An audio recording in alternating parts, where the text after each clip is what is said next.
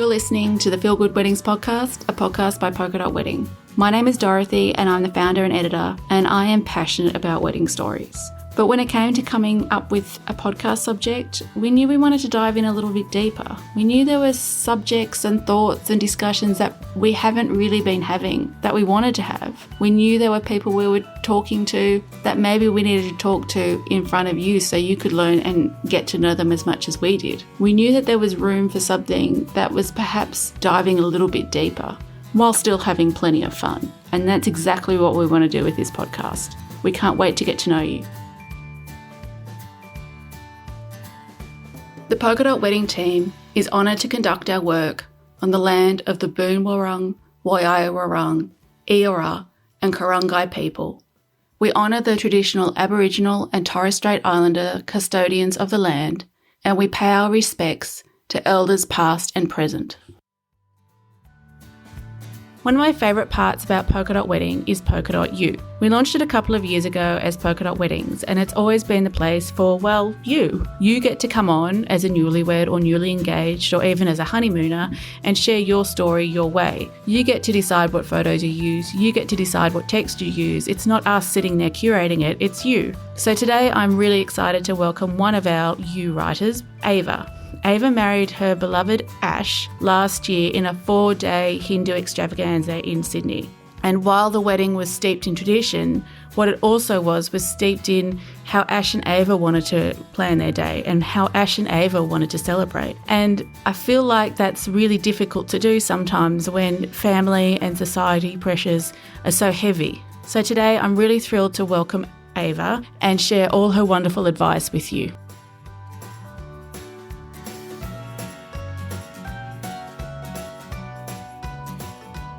Hello, Ava. Thank you so much for joining us today. Thank you. Thanks for having me on. I've been trying to plan it for a while, but it's finally here, and I think, it'll be a nice little discussion. So thanks for having me. I'm really excited about our chat because we had so much fun sharing your wedding on Polka Dot You, and it was just such a feast for the eyes and feast for the senses. So I think it's going to be really fun to dive a little bit more into it. I would love to start with how you and Ash met, because you met randomly in Canberra at a museum.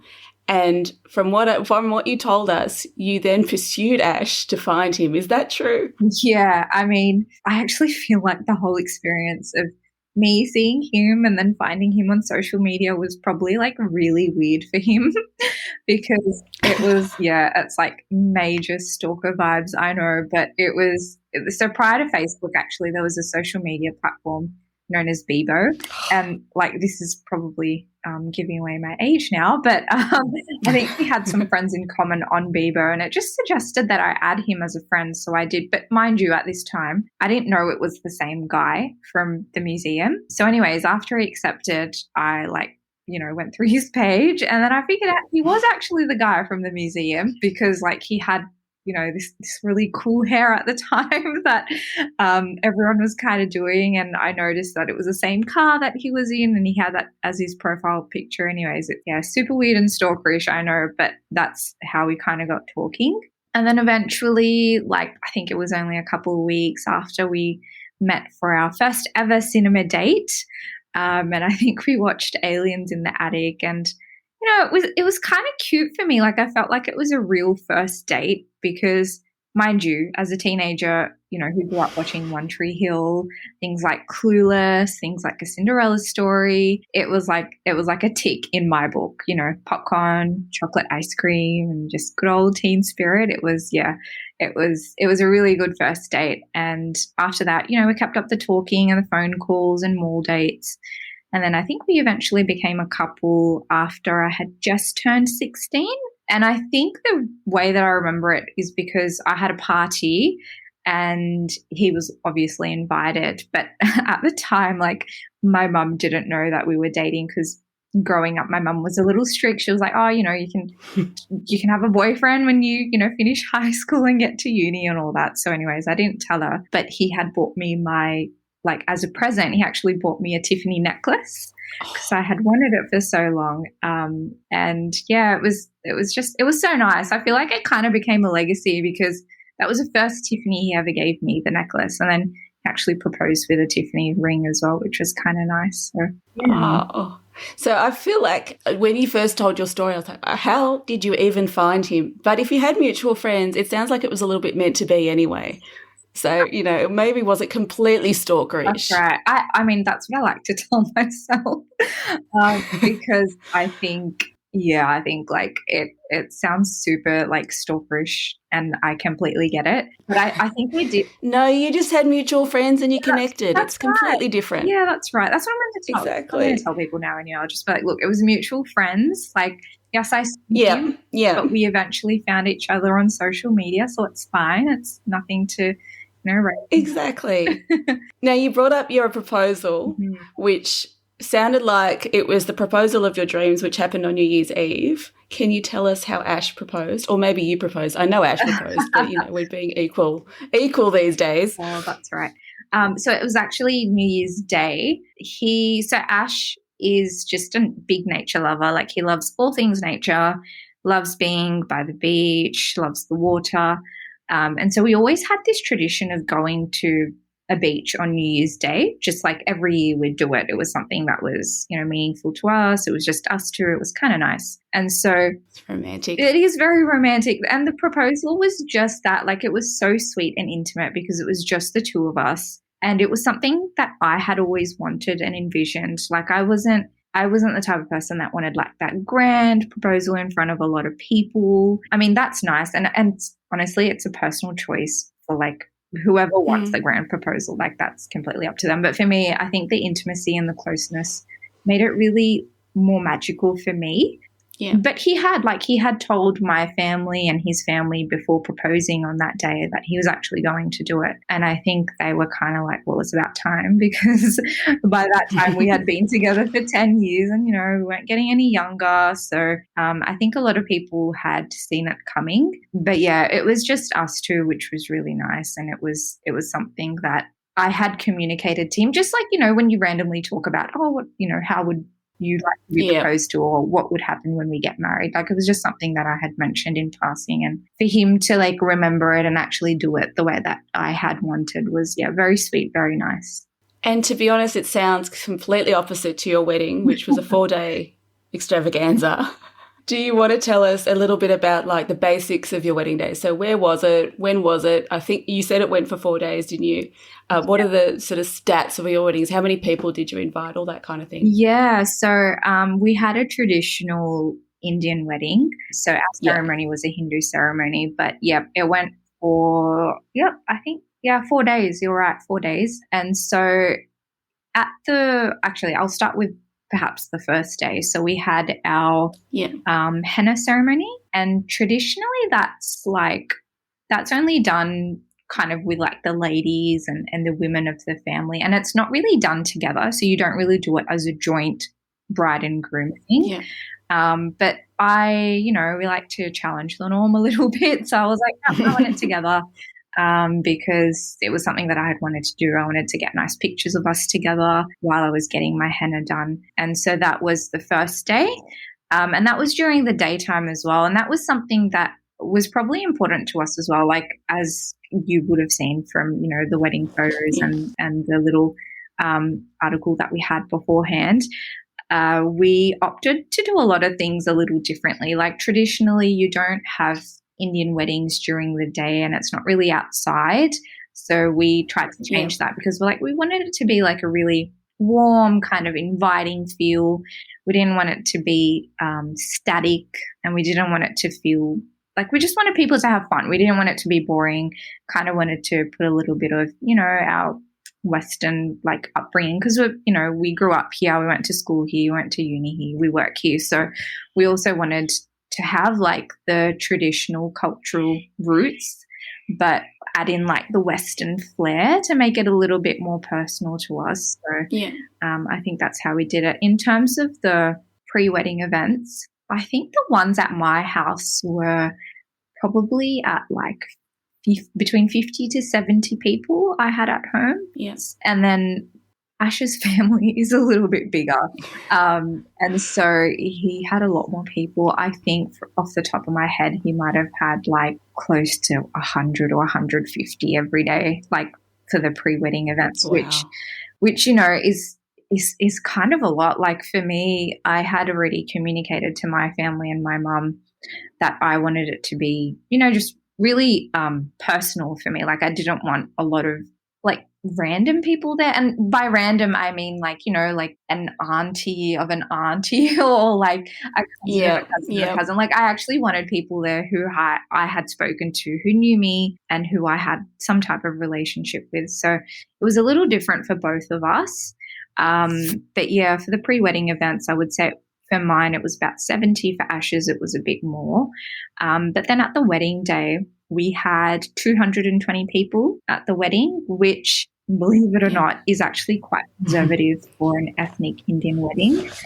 Yeah. Because I'm not sure you might not be familiar with it, but traditionally, like I've been to weddings, my cousin's weddings and friends where there's been like 400 people or 500 people. And it's been crazy. Like I think the main thing for me was that I didn't want to feel like I was overwhelmed. Like I didn't want it to be a experience because, it's like it's the most important day of your life. Yeah. And, you just don't want that added stress. So I think we got really lucky because, we had 220. It was manageable and it was even. Did you get pushback from your families around that?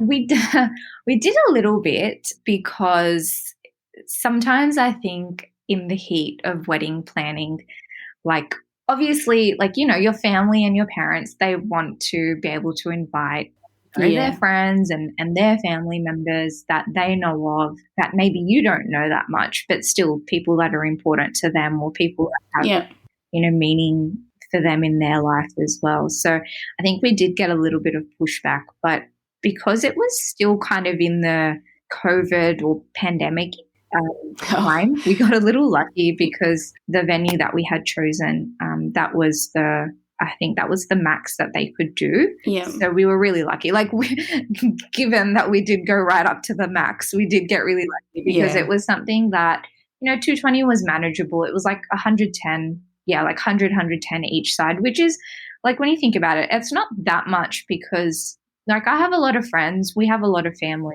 Yeah. Yeah. So you have your 2 days, you have your henna ceremony and then you have the turmeric ceremony, which is called the haldi ceremony, isn't it? Yeah, that's right. So we had the henna ceremony and that was at my house and that was during the day. So we had like a lot of dancing, cake cutting and then obviously henna as well. And so actually for all of my pre-wedding events, quick shout out to my mum, but we actually styled and set up the flowers and decor for the home events ourselves because my mum and I, like, we love flowers and plants and everything. So we actually did it ourselves. So we had like a lot of magnolia and maple leaves and stuff like that, which was really nice. And it kind of went with our theme. Yeah. And then, so that was the henna day. And then on the 30th of April and the 1st of May, we had our turmeric ceremony, which is the haldi. So there's a long-held belief that it actually blesses the wedded couple, but turmeric is also really good for the skin, like for glowing skin. So I was like, this is a win-win because I had like zero sleep. I was surviving on zero sleep because I was like, sometimes the rituals and just having fun, like being part of it would go so late into the night and then it would be like, a reasonably early start the next day and just like the excitement. So I wasn't getting a lot of sleep, but because of the turmeric ceremony and everything, I felt like my skin, like it actually behaved. It felt nice. And you were glowing. Yeah, I was glowing. I did look a little yellow, to be honest. I think they went a little. Because that's, of course, the problem with turmeric, isn't it? Is it stains. Does it stain your skin as well, though? It does, because I remember when I was, when I would like finish for the day and like change into my pajamas, getting ready for bed, I had like purple or lilac pajamas and they came out like yellow. And it doesn't come out of clothes at all either. So, oh my gosh. You have to, like really like scrub wash. And then same thing with my shoes, like my wedding day shoes. I had beautiful Jimmy Choo heels and they were white. And because they put it like everywhere, so they put the haldi everywhere, all over your body, on your feet. And so when I had put it on, like my white shoes were stained, like the inside of it was stained. So my mum actually, she left it out in the sun for a week, and then it just, it went away, which was kind of nice. So Oh, bless Mum. Thanks, Mum. that's Thanks, right. Mum. Right. They always know how to fix it. Oh. So when you, like, the 4-day celebration is such an enormous thing to plan, and most of, our couples are stressing out with 1 day. So where do you even start with a 4-day celebration in planning it? Like, did you start with your vibe, what you wanted it to feel like, or did you start with vendors? How did you sort of begin it? I would say for the pre-wedding events that we had, I know for both sides, so for my side and for Ash's side as well, we were really lucky because we had a lot of help and support from our parents. Like, I pretty much left like the catering for the pre-wedding events and just how the day would run, and like, because we had like a bit of entertainment on those pre-wedding events too. I kind of left that to my mum. Like, we planned it together, but she was more in charge for the pre-wedding stuff. So she, she had a lot of contacts that she knew of for the catering, and we had like, one of my cousins had recently got married before me, I think like 6-7 months before. So the people that they had kind of used for the catering and everything else, it was just like, it's kind of like a sharing circle. Like, it was, so my cousin or my auntie would pass that information on to my mum, and like, I think that's kind of how it works, because when I have been to Indian weddings for like my cousins or my friends, it really is word of mouth. Like, if someone is really a really good vendor, like, you enjoyed the food somewhere, or you enjoyed like a performer somewhere, it's really like, hey, like, can you let me know, or can you give me the number to contact this person? Like, you just ask. I think that helped a lot, because that's how we got to planning it. But I do think the first thing that we probably decided was our outfits, and then everything kind of flowed from there, because the outfits that we had, we obviously situated our decor and styling and flowers around those colours. So I think the starting point was like planning what I wanted to wear and planning what Ash wanted to wear. And then going from there in terms of, how would you like what do you want it to feel like? What do you want it to look like?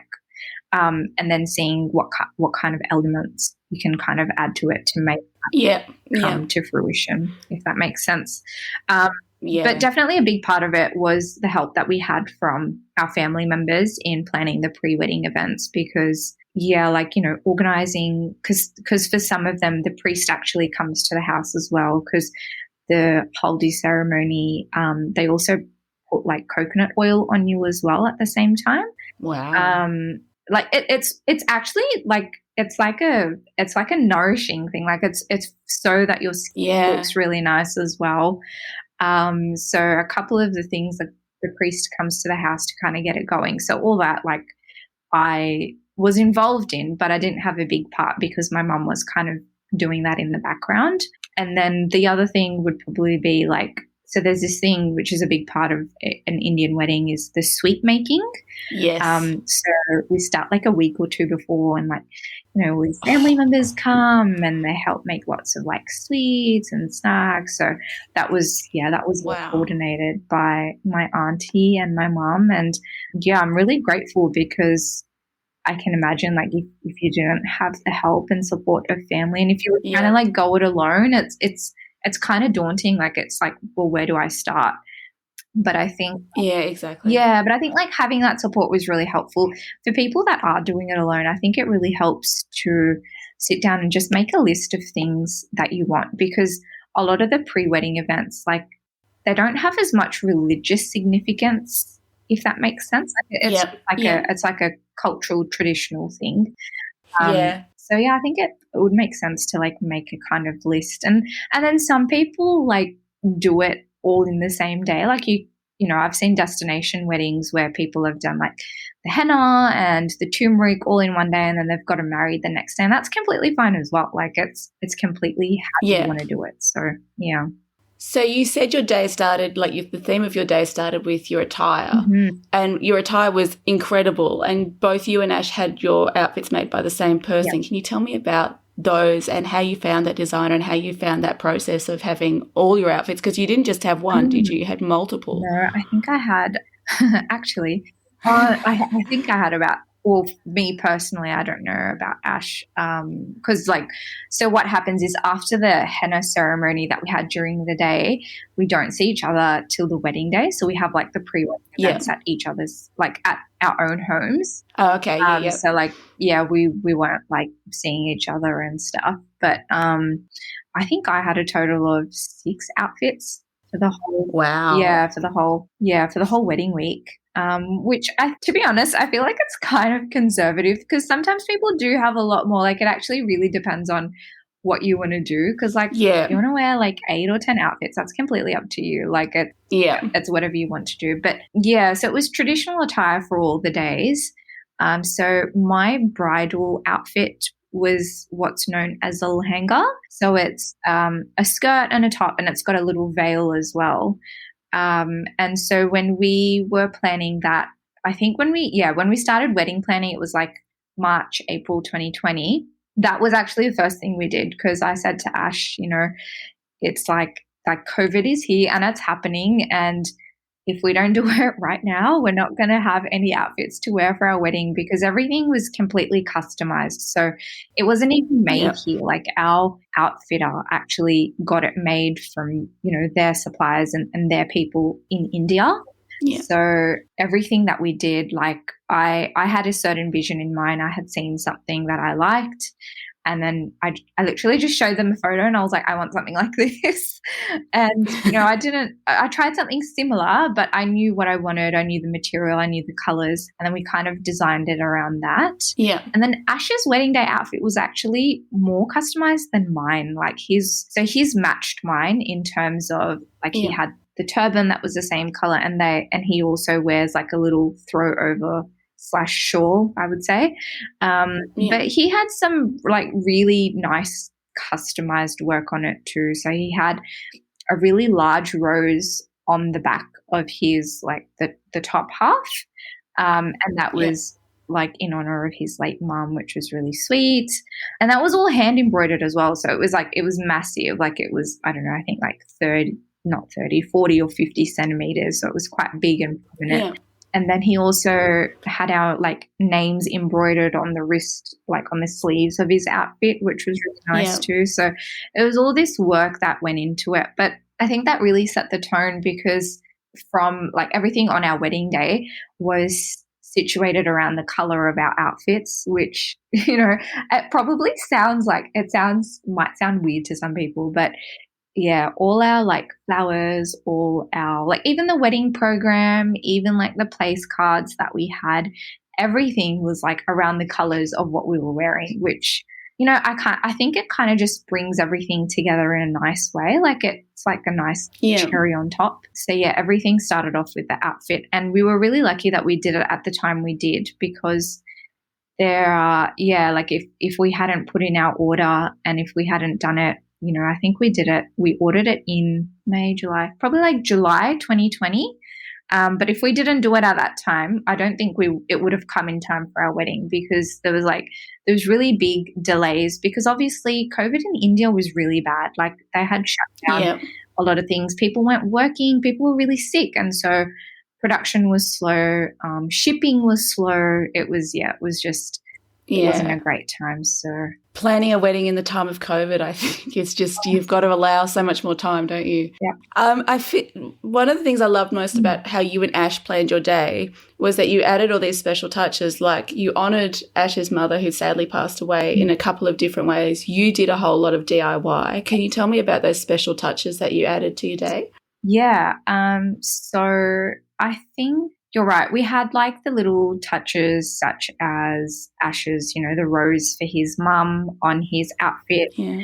And then we also had a picture of her like framed and then we had a little saying that was framed as well, like next to her picture and we placed like a little, it was actually like, my mum actually found it. She was at like a random boutique shop, but it's a little vase and it's in the shape of a moon. And so every time she'd say to Ash, like, love you to the moon and back. Oh. And so it was so sweet because I was like, it's in the shape of the moon. And then I wrote on there, like, to the moon and back. And that actually became our wedding hashtag, like our couple hashtag. Oh, I loved it. But it's Love funny it. because so our surname Chand actually means like moon in Sanskrit, which is like the language. So it was so special. Yeah, I was like, oh, this is crazy. And I was thinking for so long, like, what, I really wanted a wedding hashtag. I was like, what is it going to be? What is it going to be? And I was like, oh, hang on, I know. But yeah, so we had that. I did DIY a couple of things. So our wedding favors, we had little succulents in pots, which, yeah, I DIY'd because I had a lot of those succulents, like my mum in my mum's garden. And then I just got little terracotta pots that we put it in, which was nice. And, it's something that people can take home. I actually have a friend. He came from Melbourne to our wedding and he still has that succulent and it's still alive. And there you go. He's like, I can't believe it's still alive. He's like, I don't know how to take care of plants, but it's still going strong. And like that it's so nice when people can say that because it's something that, is meaningful and that they can remember. So I thought that was really nice. And then I think, so we had that. And then one of my, so my sister-in-law actually made our welcome sign.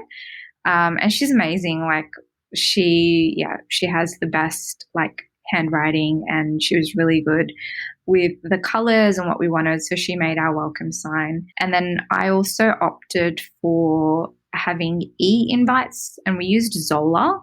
And that was really good because traditionally for Indian weddings, you print it out and you send it out. And sometimes they actually like get it made overseas as well. So you'd place in an order and then it comes over and then you send it out. But we opted for e-invites, something for the planet.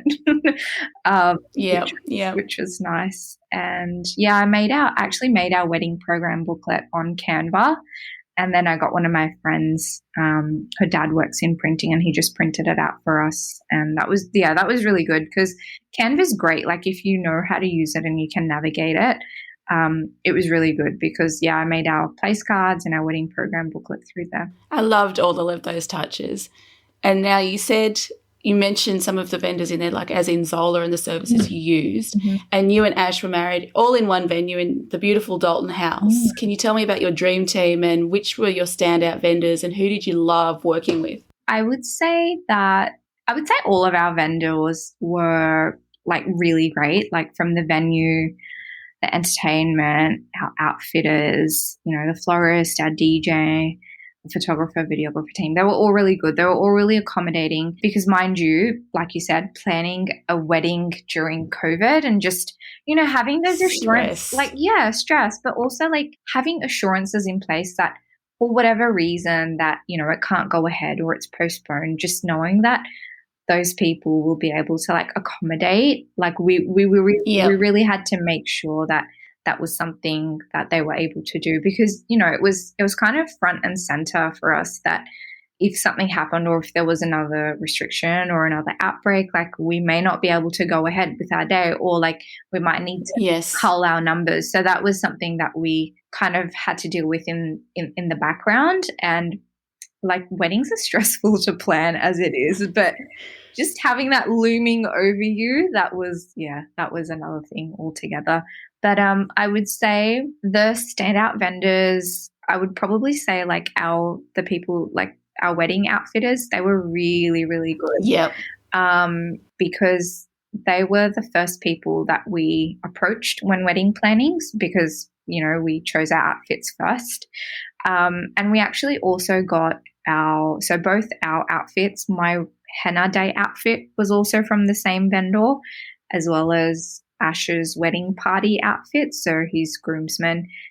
His dad's outfit was also from them, and then a couple of my family members also bought outfits from them as well. So wow, they did well out of your wedding. That's right. That's what I mean. Like I think it was good because they were really accommodating, and everywhere else that we had kind of gone at that time, they were honest with us, which was nice, saying that, it won't be done before the wedding or it might be tight. And for some reason, like these people were like, no, like, just leave it to us. It'll be fine. And they actually delivered on what they said they would, which was really nice. So I think that really set the tone for our wedding and it kind of brought everything all together because, like I said, everything started from, choosing our outfits and Yes. choosing Yeah. colours and choosing what we wanted it to look and feel like. So I think they were probably a really standout vendor. And we've bought from them before, like, you know, when we've gone to other weddings or just bought outfits from them, and they've always been amazing. So I think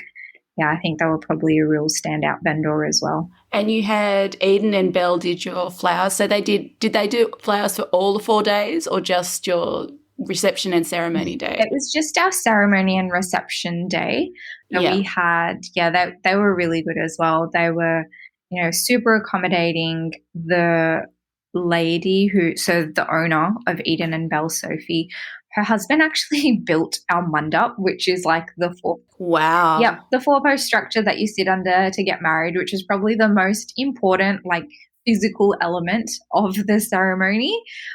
He built it for us because, you know, I wanted it to feel really like organic and earthy and luxe and really floral. And so I opted like for a wooden mandap. I really wanted to feel just very just very natural, but like also, like I said, just really floral and like enchanted garden kind of vibe. He actually built it for us. And to be honest, like we had inquired with a lot of other places, but they weren't just able to accommodate. And our Eden and Belle were really great because they were able to do that. And then the styling and like the flowers at our wedding were amazing. And, you know, they were. Sit under the canopy and it was so nice. It was so refreshing. It smelt amazing. And I loved it.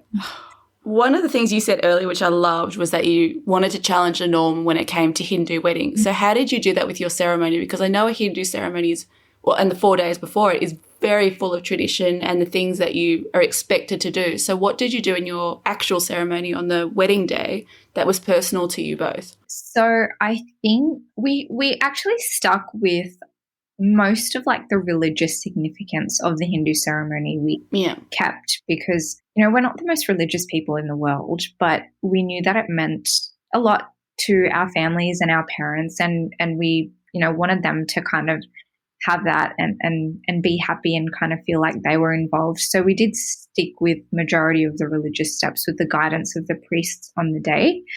But in saying that, we did have little touches that we added along the way that kind of, you know, made it a bit more personal to Ash and I.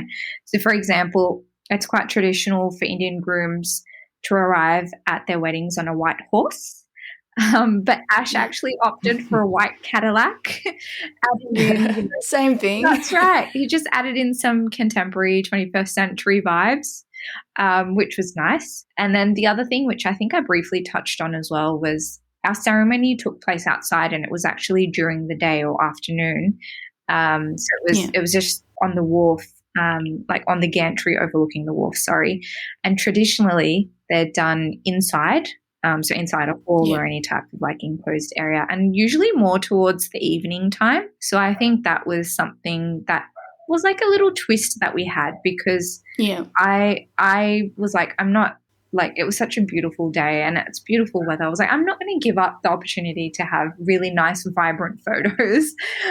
So we decided to opt for the daytime ceremony. And I think the other thing I would say is that traditionally, the bride walks down the aisle alone, but I actually had my mum walk me down the aisle, which is, you know, it's kind of unheard of. And I think the reason why is because she's also a single mum. So I think that's even more unheard of because there's really like a really outdated kind of misogynist view that, you know, if you're a single mom or a single dad, that you shouldn't be participating in all of the, you know, religious rituals and other things part of your children's wedding day. But I was like, no, I'm not having it any other way. I want my mum to walk me down the aisle.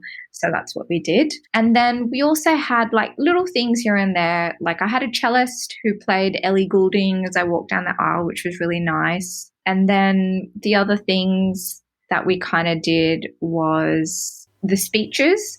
We tried to keep it at a minimum, I think, because we didn't want our guests to be bored. Like we really wanted them to feel entertained and feel appreciated, that, you know, they were there and that we appreciate them being there.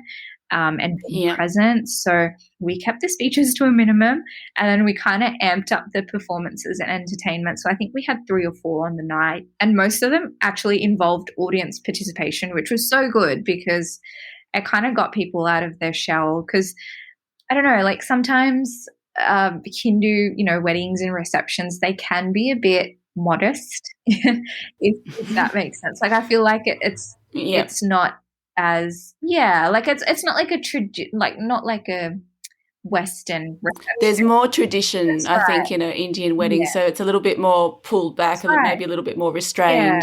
Yeah, a bit muted, I would say. Like it would be a bit muted. So I think we tried to change that a little bit, just by adding in those little things. Audience participation was really good. Like, I mean, if I could recommend that to anyone, like if your entertainment vendors can do some type of audience participation, then go for it, because it's like, it's such an icebreaker. And like, you know, we had Latin dancers like that. I was going to say, you didn't just have one entertainment company. You had Dance With Me Sydney, you had Mitch Billick, and you had SK Bollywood. Like you just went all out on your entertainment. Yeah, because, you know, we thought like I said, we wanted something different. We didn't want people to feel like they weren't having a good time. Like we kept our ceremony kept with the traditional religious vibe, with the addition of the little touches that we had that kind of made it personal to us.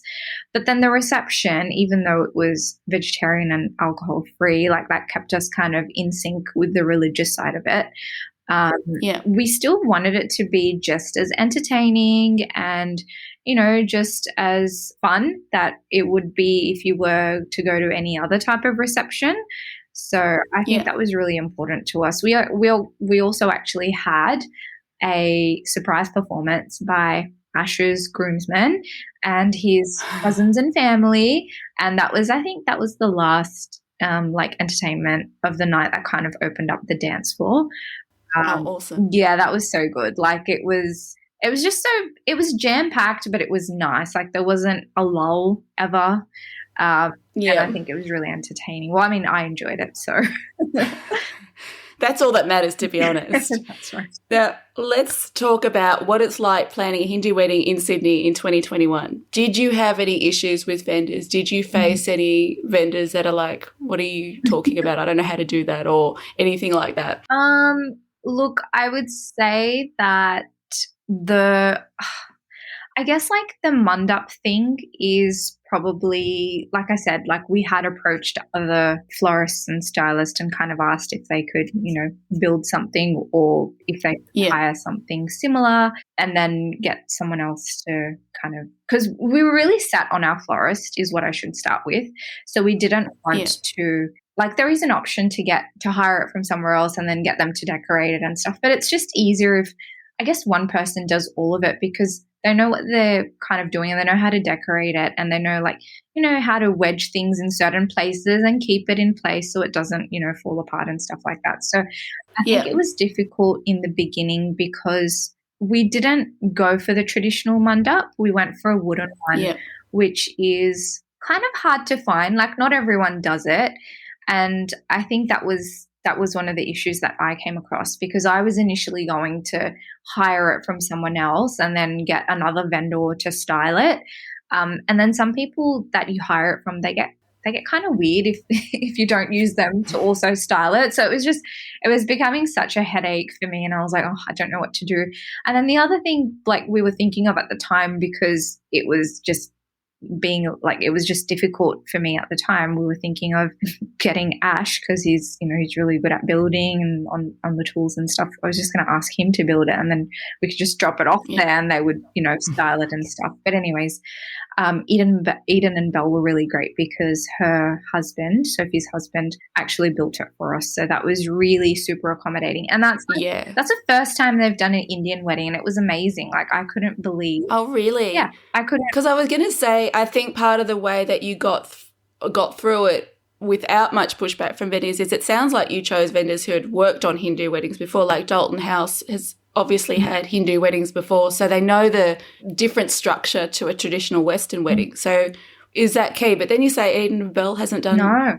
Indian weddings before. So First Indian wedding, and like Sophie was great. She was so excited because it was her first like, you know, cultural Indian wedding, which was really nice. And yeah, I mean, I would say like the other thing would probably be the venue, for example. yeah, It's just important for Indian couples or anyone really that's planning an ethnic wedding to be able to have some flexibility in like venue hire times, I would say is one thing. yeah, And also menus, because yeah, most of the time when you're going to an Indian wedding, there'll be Indian food there. And sometimes like when you know, book some of the bigger venues or the ones that are quite popular, like they don't always cater for that type of cuisine or food.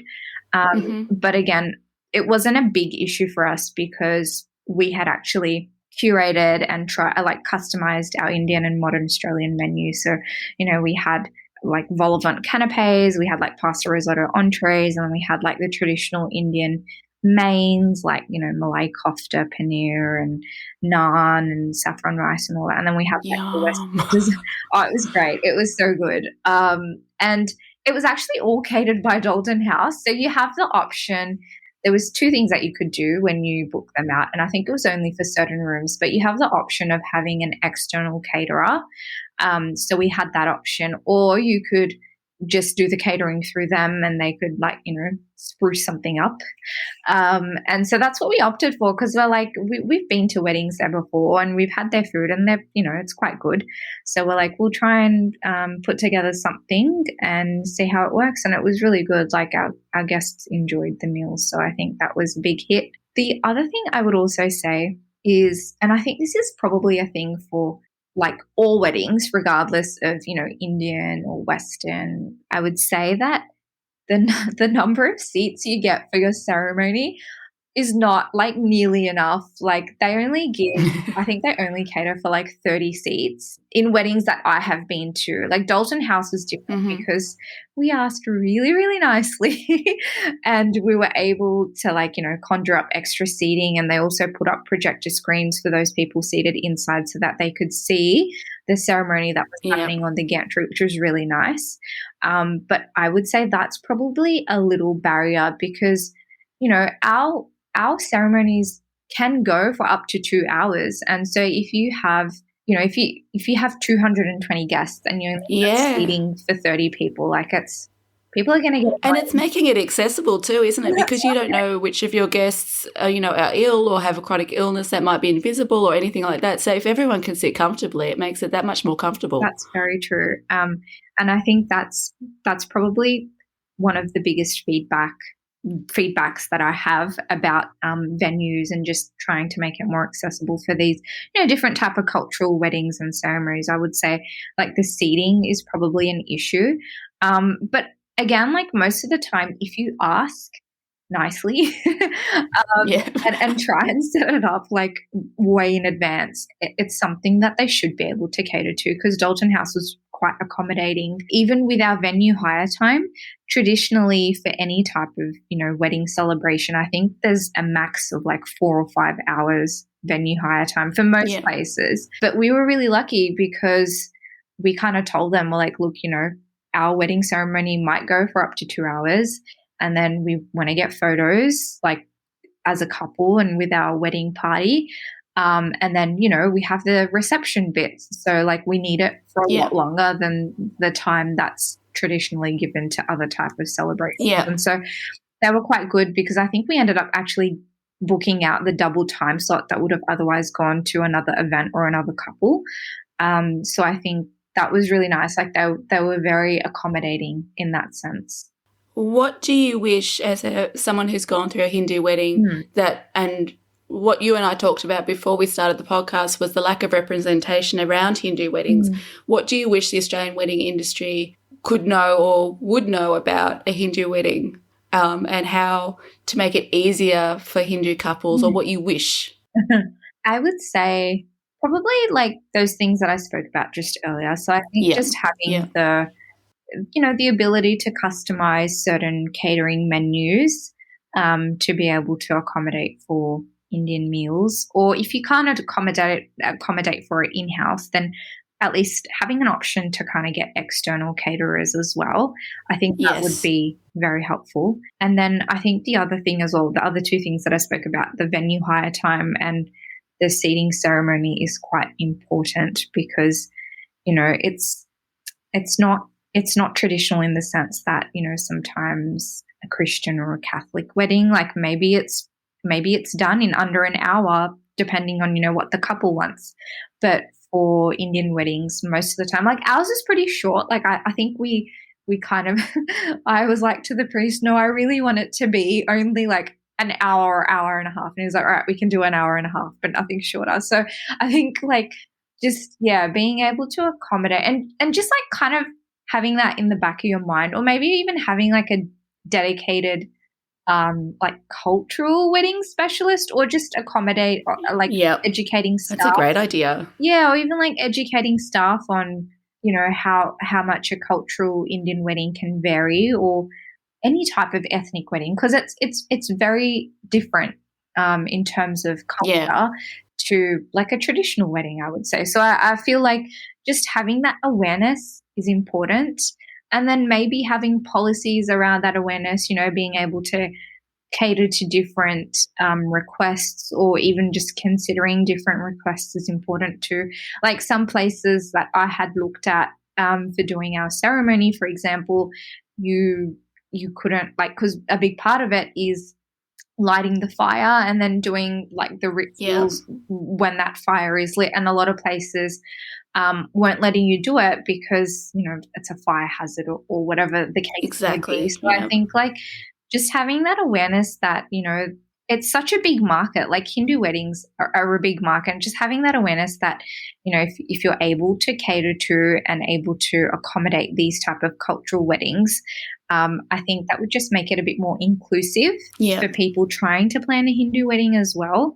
In saying that though, I think there is quite a big market for booking traditional Indian wedding vendors as well. Like you don't always have to go with, like, you know, we opted for Dalton House, but I've been to weddings that have been held at temples, for example, or, you know, other venues that are more popular, more accommodating to Hindu and cultural weddings. So I think there's quite a big market for it now. Most of the time with Hindu weddings, it is, like I said earlier, word of mouth. So word travels really fast. Like if you go to a wedding and you like a vendor, or you like a photographer, or you like the entertainment that was there, like you just ask, and, you know, you're kind of given that knowledge, and you're kind of passed on to the right person. So I think it is like it's quite a big community, and it's growing as well.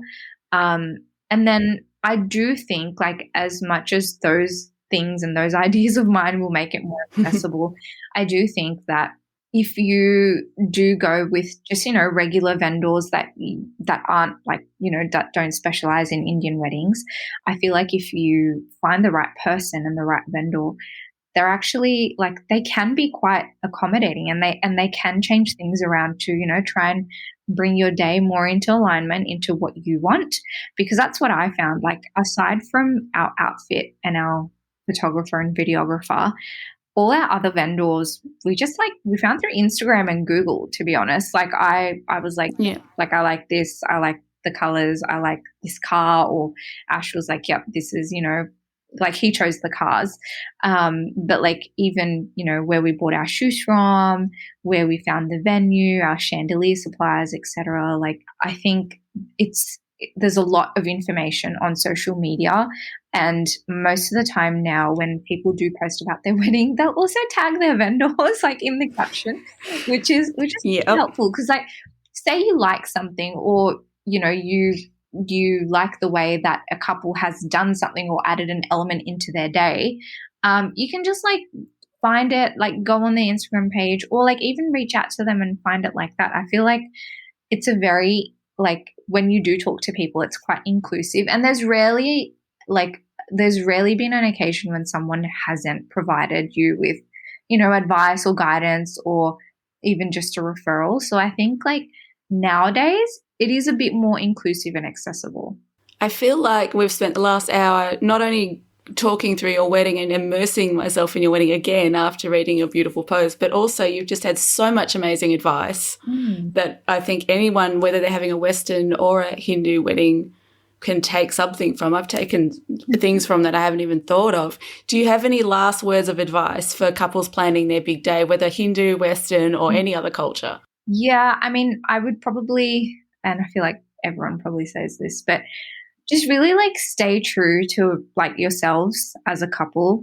So if there's something that you both want and you don't compromise on, or like you don't want to compromise on, and you have room for it in the budget, because that's also an important thing, then do it. Like by all means do it, because it's like you're not going to get that opportunity again. You know what I mean? Like you just want to make sure that everything that you dreamed of, everything that you kind of imagined for your big day, what's important to you both, like what's at the core of your values, is included in your wedding day. Because at the end of it, like it's a reflection on you as a couple. So if it's, if you want to stay true to your ethos, like if you have different ideas or, something that kind of strays from the norm, like if it's a bit left field and you think, oh, I don't know if it's going to work, or I don't know what people will think, or maybe I'll get pushback from family, just put it out there. Because like the worst thing people can do and the worst thing family can do is say no. But like you just do it anyway, because like it's your wedding, it's your day. And I think that's probably the most important advice. Like we obviously try and accommodate to family and, like what they would also want, because it's a big day for your parents as well. Like it's, their children are getting married, so obviously they want to be part of it too. But I think it's important to also remember that it's like your first big decision as a couple. Like it's something that you've planned together, and it kind of sets the tone for not only like your wedding day, but your marriage, which is the bigger picture. Like you want your marriage to also be a reflection of, how you were able to plan your wedding, how you were able to pull everything together, how you work as a team, because I feel like that's what it's all about. I feel like you lived and breathed that through every part of your day, with every little special personal touch you did, and doing it all your way. And I'm really thrilled we got the chance to talk. Thank you so much. Thank you so much. That was really good. I'm so glad I got to do it too. And I hope like someone gets some type of inspiration, or, if they're like doubting something, or if they don't have, the confidence to change something about their wedding that they've always wanted to change or are not sure on, then I hope like they're able to do it based on what we spoke about today. I think there is no doubt that your words will be golden to so many couples. Thank you so much. Thank you so much.